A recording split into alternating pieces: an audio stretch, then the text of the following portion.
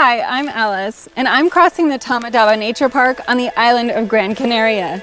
It's here you can find the Canary Island pine, a species I've dubbed the Canary Island phoenix for its ability to resist and regrow after fire. This way.